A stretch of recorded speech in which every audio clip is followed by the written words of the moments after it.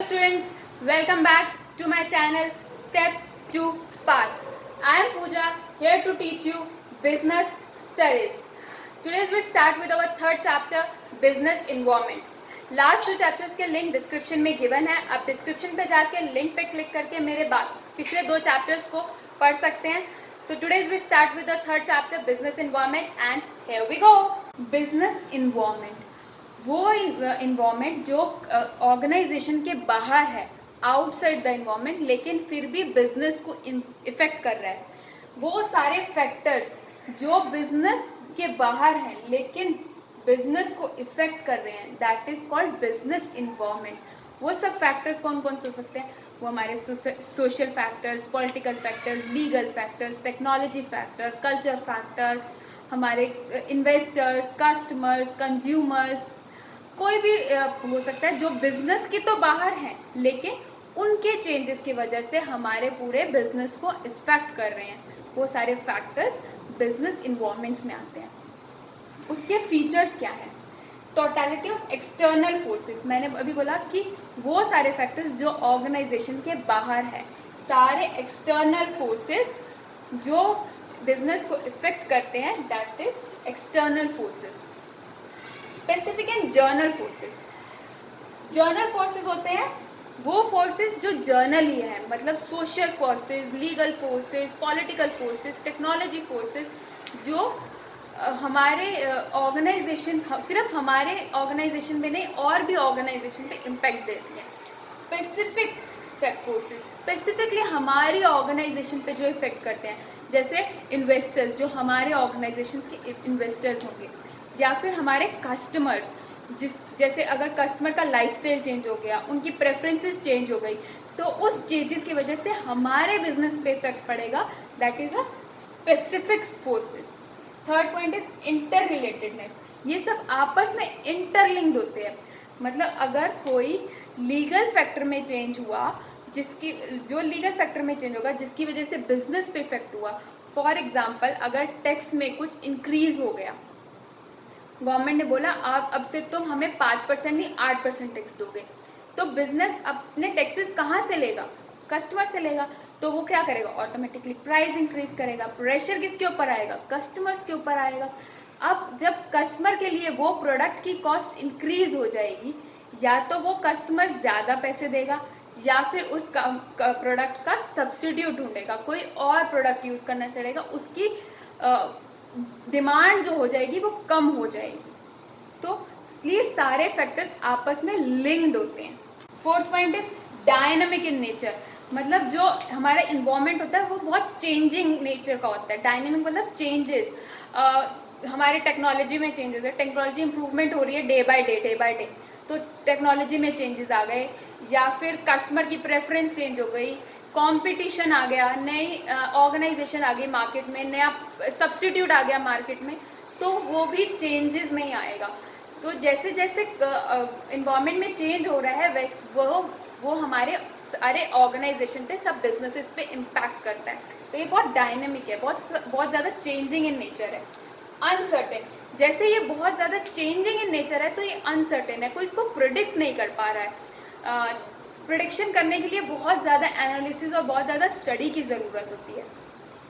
अब टेक्नोलॉजी बार बार चेंज हो रही है, जिससे वजह से ऑर्गेनाइजेशन की कॉस्ट इंक्रीज होती जा रही है. अगर कॉस्ट इंक्रीज होती जाएगी तो फिर ऑर्गेनाइजेशन की ग्रोथ पे भी इम्पैक्ट पड़ेगा. तो इसलिए अनसर्टेन है. हमें पहले से ही सोच के स्टडी करना पड़ेगा कि हमें कौन से पॉइंट पर क्या चीज़ चेंज करनी है, और कौन सी चीज़ हमें ग्रैब करने से, कौन सी चीज़ अगर हम उसको अडॉप्ट कर लेते हैं तो वो हमारे बिजनेस के लिए ग्रोथ के लिए बहुत अच्छी होगी. तो हमें ये बहुत चीज़ें देखनी पड़ती हैं. तो ये अनसर्टेन है. हम इसको आज ही फिक्स नहीं कर सकते कि मैं अब 4 साल यही चीज़ को यूज़ करूँगा. नहीं, अगर बीच में 2 साल में कोई लीगल में चेंजेस आ गए, गवर्नमेंट चेंज हो गई, तो कस्टमर की प्रेफरेंस चेंज हो गई, कस्टमर की डिमांड ही कम हो गई, तो डिमांड्स भी वेरी करती हैं उनकी प्रेफरेंसेस के साथ और सोसाइटी के साथ. तो सब चीज़ें बहुत ज़्यादा अनसर्टेन है इनमें. कॉम्प्लेक्स. तो इसमें एक चीज़ के लिए बारे में नहीं पढ़ना है, हमें बहुत सारे फैक्टर्स पढ़ने हैं. तो ये बहुत कॉम्प्लेक्स हो जाती है. सिर्फ हमें कस्टमर की नीड्स और डिमांड्स को नहीं, हमें बाकी सब चीज़ों को भी देखना है, उसके प्राइजेस कितने पे कर सकते हैं कस्टमर, फिर हमें टैक्सेस कितने पे करने हैं, हमारे लीगल्स में क्या चेंजेस हैं, हमारे लॉज क्या बोल रहे हैं, हमारा पॉलिटिकल फैक्टर, हमारी सोसाइटी क्या चाहती है, अब हमारा कल्चर कैसा है। तो वो सब चीज़ें, जैसे हमारे यहाँ पर कल्चर इंडियन ट्रेडिशनल अगर हम पहनते हैं तो, लेकिन अगर मैं यही बिजनेस अगर मैं अपने यूरोप में जाके शुरू कर दूँ, वहाँ पे सूट और साड़ियाँ बेचनी शुरू कर दूँ, वो लोग नहीं प्रेफर करेंगे। तो ये बहुत कॉम्प्लेक्स है, मुझे वहाँ पे अगर कुछ बिजनेस करना है तो वहाँ के कल्चर को, वहाँ के पॉलिटिकल इन्वायरमेंट को पढ़ना पड़ेगा।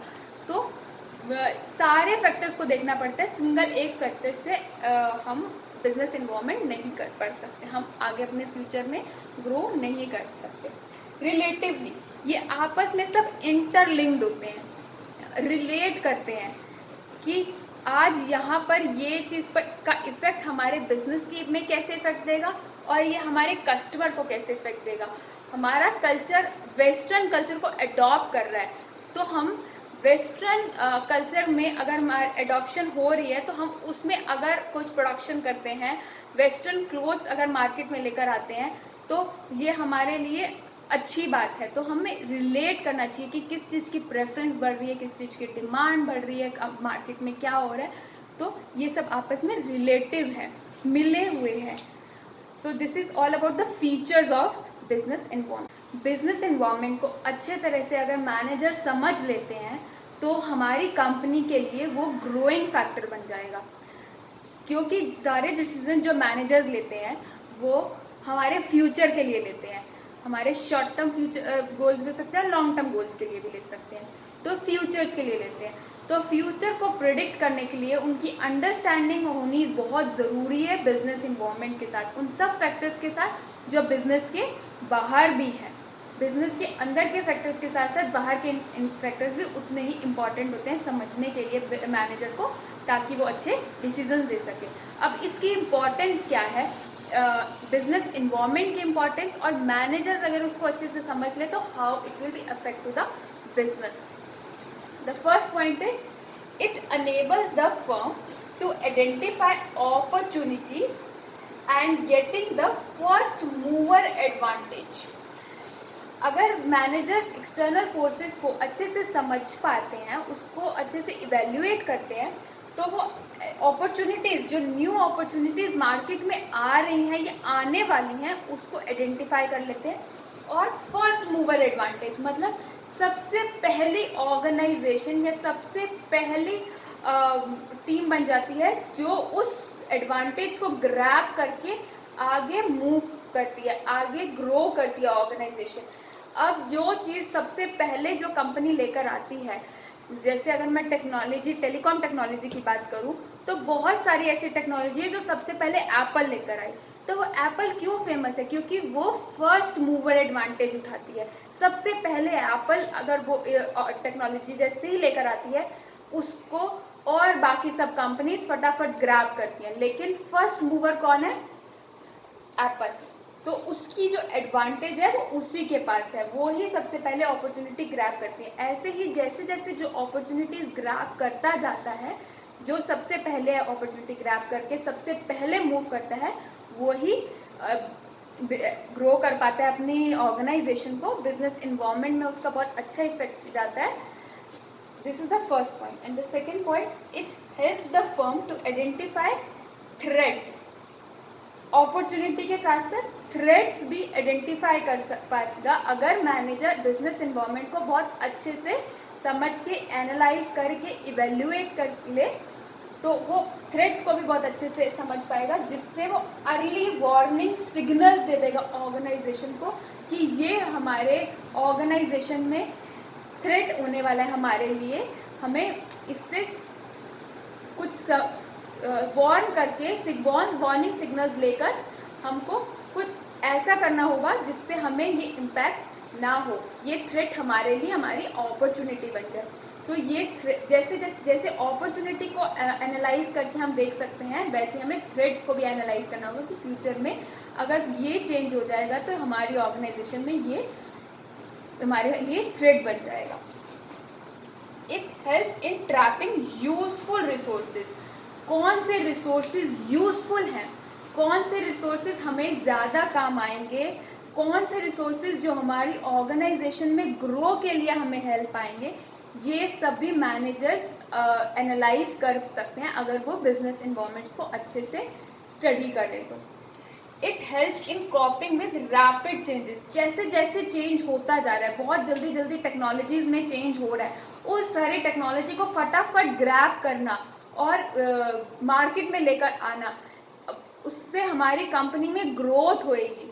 तो वो उस रैपिड चेंजेस को फटाफट कैच करना भी मैनेजर के ऊपर है, how grasp the manager is. It help in assisting in planning and policy formation. मैंने अभी जैसे आपको बताया कि ये फ्यूचर के लिए हेल्प करता है। जैसे कोई भी डिसीजन जब मैनेजर अपने फ्यूचर के लिए लेता है कि ऐसा करेंगे हम फ्यूचर में, तो वो प्लान करता है। कोई भी प्लानिंग और पॉलिसीज बनाने के लिए हमें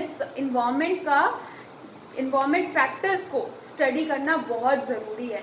मतलब वो सारे फोर्सेस जो हमारे बिजनेस के बाहर हैं लेकिन हमारे बिजनेस को इफेक्ट कर रहे हैं, उन सबको स्टडी कर कर ही हम ऑर्गेनाइजेशन की पॉलिसीज और प्रोसीजर्स और प्लानिंग करें, ताकि हमारी ऑर्गेनाइजेशन में अच्छी ग्रो हो और हम बहुत ज़्यादा अपने ऑब्जेक्टिव्स को बहुत जल्दी अचीव कर सकें।